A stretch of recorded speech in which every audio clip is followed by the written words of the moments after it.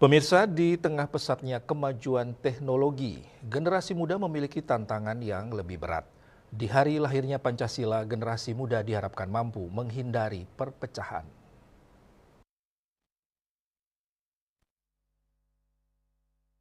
Generasi muda saat ini merupakan calon pemimpin di tahun emas nantinya. Melalui hari lahirnya Pancasila, para generasi muda diharapkan lebih tekun dan menjadi pemimpin di masa depan. Akademisi I Gusti Bagus Artanegara menyatakan, generasi muda juga diharapkan mampu mempertahankan kemerdekaan. Selain itu, generasi muda mampu memegang teguh Pancasila dengan kuat agar Indonesia abadi menjadi negara kesatuan Republik Indonesia.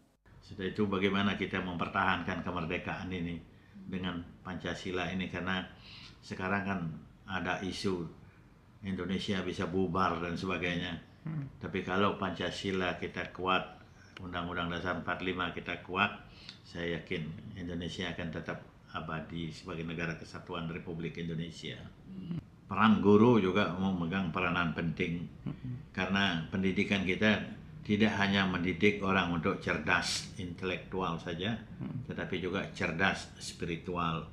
Sebagai generasi muda yang tantangannya juga semakin berat sekarang dengan kemajuan teknologi, ini juga saya kira para generasi muda kita harus semakin bersikap kritis, sebab pengaruh-pengaruh dari luar, baik itu langsung tidak langsung, baik itu melalui IT ataupun kebudayaan, itu sangat besar, sehingga generasi muda kita khususnya ini betul-betul merupakan tenaga andalan kita untuk bertahannya negara kesatuan Republik Indonesia ini.